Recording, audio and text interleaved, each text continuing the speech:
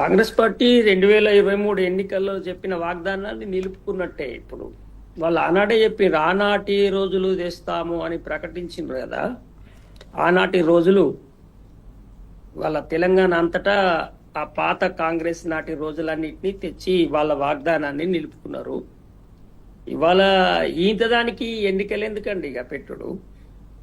ఈ election commission ఎందుకు, ఎన్నికలు ఎందుకు? రోజు ఆ హాలిడేస్ 2 రోజులు ఇచ్చి ప్రజలు లైన్లల్లో నిలబడి ప్రాతినిధ్య ప్రజాస్వామ్యం, ప్రజలు డైరెక్ట్గా ఇవాళ పరిపాలనలో భాగస్వామ్యం తీసుకోలేరు కాబట్టి తమ ప్రతినిధులను తమ అభిప్రాయం ద్వారా ఎన్నుకునేటువంటి ఒక ప్రక్రియ ఇవాళ ఎన్నికల ప్రక్రియ.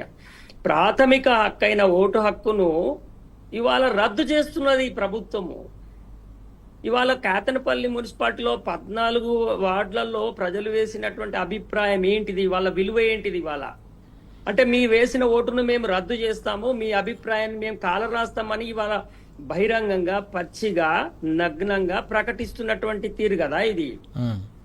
ఇది కేవలం వివేకు బాల్క సుమన్ సమస్య కాదండి. ఇవాళ ప్రజల ప్రాథమిక ఓటు హక్కును, వాళ్ళ అభిప్రాయాన్ని కాలరాస్తున్నటువంటి ఒక చీకటి తరుణం ఇది. ఇది చాలా ఒక చివరి స్టేజ్. ఇది ఒక నియంతృత్వపు అంచులలోకి తీసుకెళ్తే ఏం జరుగుతుంది?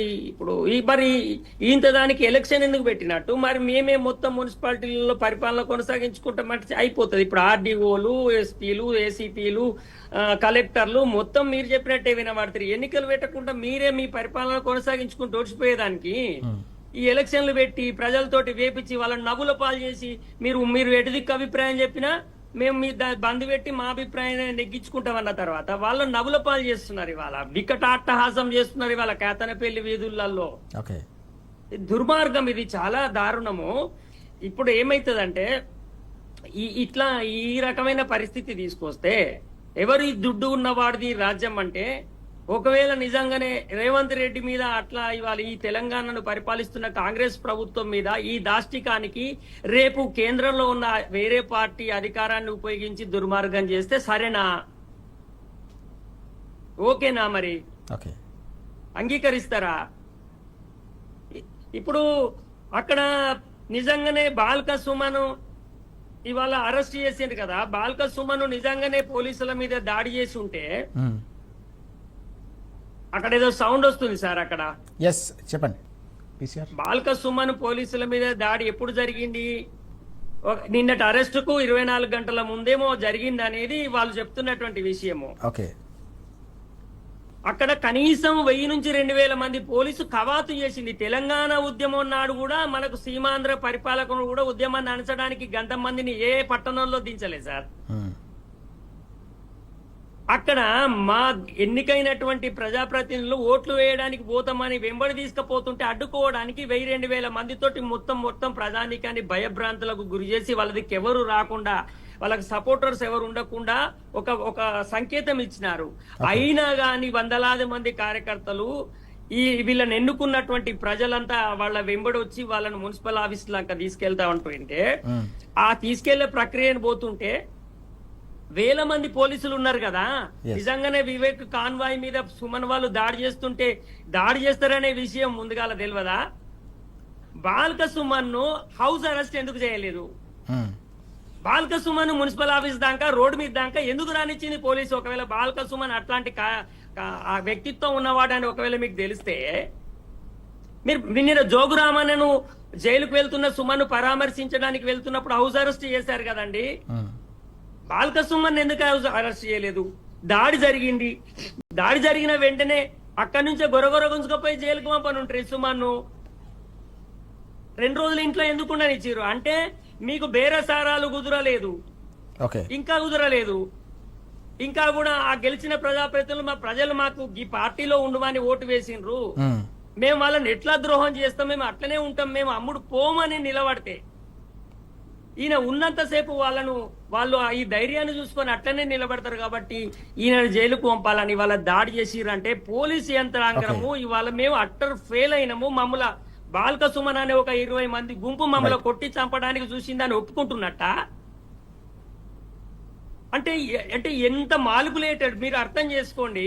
ఇప్పుడు గెలిచిన తర్వాతనే బహిరంగంగా ప్రజలందరూ చూడంగా ఇవాళ గెలిచిన వాళ్ళను మీ గెలుపు మేము ఒప్పుకోము, రద్దు చేస్తున్నామని ప్రకటిస్తున్నటువంటి రాజకీయాలు నడుపుతున్నటువంటి ఈ పార్టీ ఎన్నికల ముందు ఎలాంటి ప్రక్రియలను కొనసాగించు ఉంటుందో ప్రజలందరూ ఆలోచించాలి. ఓకే, అంటే ఇప్పుడు నామినేషన్ల కంటే ముందు నుంచి ఎన్ని బెదిరింపులకు ఇవాళ పోటీలో నిలబడే వాళ్లకు చేసి ఉంటుందో, ఎన్నికలు జరుగుతున్నప్పుడు ఎన్ని మాలిపులేషన్స్ చేసి ఉంటుందో, ఇవాళ డైరెక్ట్ కలెక్టర్లు, ఎస్పీలు, మంత్రులు మీరు మాది ఉంటే మీకు లాభం జరుగుతుంది, లేకపోతే మీకు నష్టం జరుగుతుందని డైరెక్ట్ పోయి అప్రజాస్వామికంగా రూల్స్ కు విరుద్ధంగా ఇవాళ మున్సిపల్ సభలలో మాట్లాడి బెదిరిస్తున్నటువంటి పరిస్థితి. అక్కడ కలెక్టర్ గారు వాళ్ళకు ఫోన్లు చేసి బెదిరిస్తున్నారట గెలిచిన వాళ్ళకి. ఓకే, డైరెక్ట్ గా. అంటే ఇంత అధికారాన్ని ఉపయోగించి మేము గెలవాలనుకుంటే ఇవాళ అయినా 33% బీఆర్ఎస్, 28% బీఆర్ఎస్ గెలిచిందండి.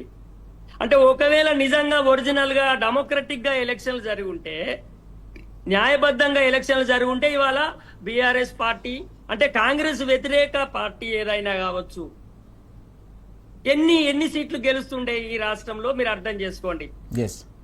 అంటే ఇప్పుడు గెలిచిన 28% మేము రద్దు చేస్తామంటే అసలు ఈ 28% కూడా గెలవకుండా అడ్డుకుంటే కూడా 28% గెలిచిందంటే అసలు ప్రజలు ఎంత శాతం గెలిపిద్దాం అనుకొని ఉంటారో ఒకసారి మీరు అర్థం చేసుకోండి.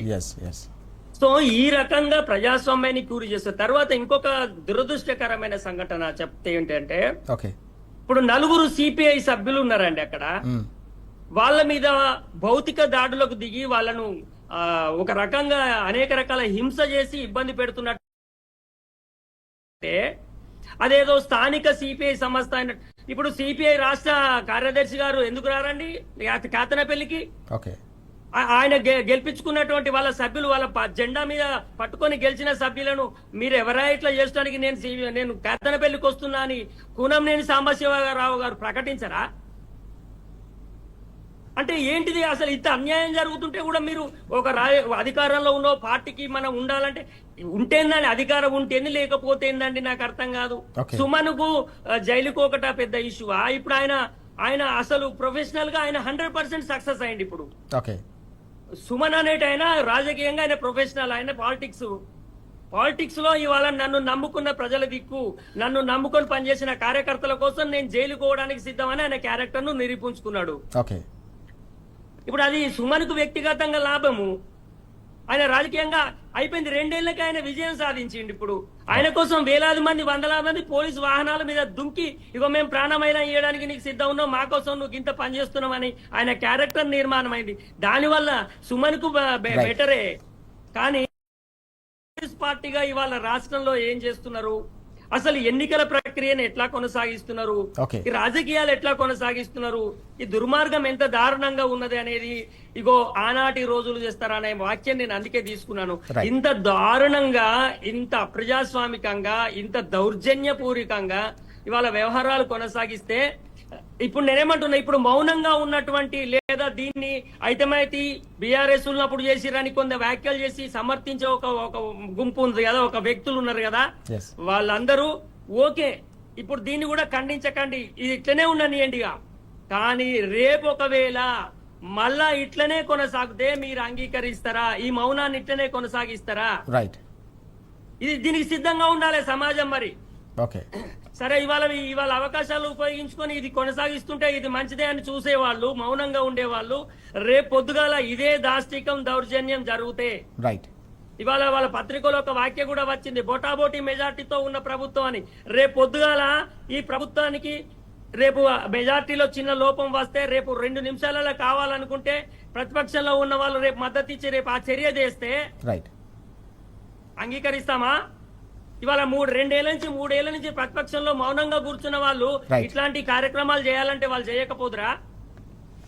గౌరవించి, ప్రజలిచ్చిన తీర్పును గౌరవించి, ఇవాళ మనము వాళ్ళకు మ్యాండేట్ వచ్చింది, దాన్ని మనం గౌరవించాలని ఒక గంభీరమైన, ఒక గొప్పగా బిహేవ్ చేస్తూ ఒక మంచి లక్షణాన్ని కొనసాగిస్తున్నటువంటి రోజులలో ఏమైతుందండి? 30% మున్సిపాలిటీలు వాళ్ళకైతే ఏమైతే, నిన్న అక్కడ నిజామాబాద్ లో సుదర్శన్ రెడ్డి గారు బీజేపీ నుంచి గెలిచిన ఆయనను ఇవాళ కాంగ్రెస్ లో కలుపుకున్నాడు చైర్మన్.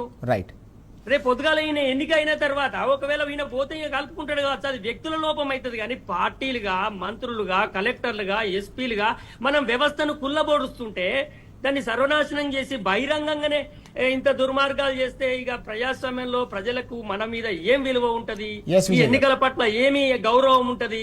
ఓకే. ఇది ఇట్లా మనము పెద్ద స్థాయిలో ఉన్న వాళ్ళము ప్రజలకు ఇట్లాంటి బిహేవ్ చేసి మెసేజ్ ఇవ్వడం చాలా ప్రమాదకరము. ఇది బాల్క సుమన్ ఆయన నిరంతరం అక్కడ right. ప్రజల కోసం నిలబడి ఉండేవాడు కాబట్టి పోతాడు, జైలు పోతాడు, వస్తాడు, ఆయనకు పెద్ద సమస్య కాదు. కానీ ఇట్లాంటి దాష్టికంతో ప్రజాస్వామ్యాన్ని పరిపాలిస్తాం అనుకోవడం మాత్రం ఇది చాలా తెలంగాణలో ఇది మనం ఆహ్వానించదగ్గ పరిణామం అస్సలే కాదు. ఇది చాలా తీవ్రంగా పెద్ద మొత్తంలో ఎక్కడ చూసినా ప్రజలందరూ ఖండిస్తున్నారు. దీనికి వ్యతిరేకంగా మాట్లాడుతున్న వాయిస్ మనకి వినబడుతున్నది కూడా బయట.